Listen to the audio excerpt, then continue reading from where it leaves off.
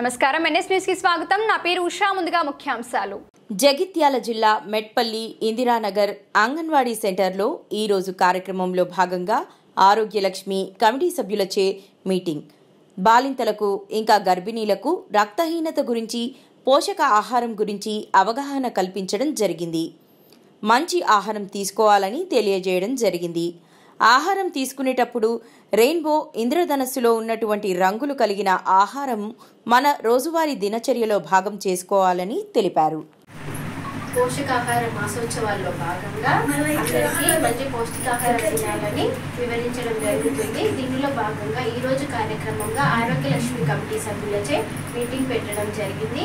అలా అంతేకాకుండా గర్భిణీలకు బాలింతలకు ఈ పోషకాహారంపై అవగాహన కల్పించడం జరిగింది.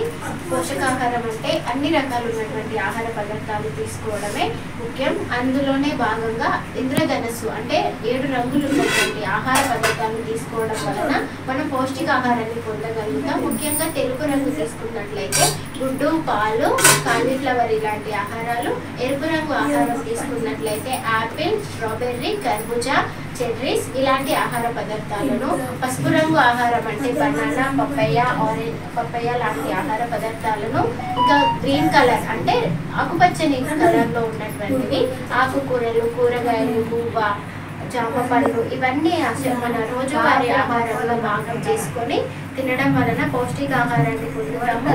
అంతేకాకుండా రక్తహీనతని నివారించుకునే ప్రయత్నం ఖచ్చితంగా మనం చేయాలి. ప్రతి మహిళలో కిజోల బాలికల్లో రక్తహీనత అనేది కనబడుతుంది. రక్తహీనతను తొలగించాలంటే మునగాకు, బెల్లం, పన్నీరు ఇలాంటి ఆహారం తీసుకొని రక్తహీనతను తగ్గించుకోవచ్చు.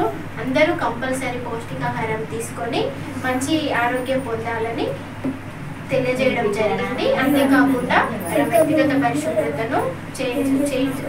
పరిశుభ్రతను గురించి తెలపడం జరిగింది. మంచి తినాలి, మంచి ఫుడ్ తీసుకుంటే మంచి ఆరోగ్యం ఉంటుంది కదా. కానీ ఎక్కడో లోపం, ప్రతి ఒక్క ఫ్యామిలీలో లోపం వస్తుంది. తినడం అనేది తగ్గిపోతుంది. అంటే మంచి ఆహారం తింటున్నాం కానీ పోషకాలు ఉన్నటువంటి ఆహారం తీసుకోవట్లేదు. అంటే ఆహారం అనగానే ఒక రైస్, పప్పు తింటే సరిపోదు కదా.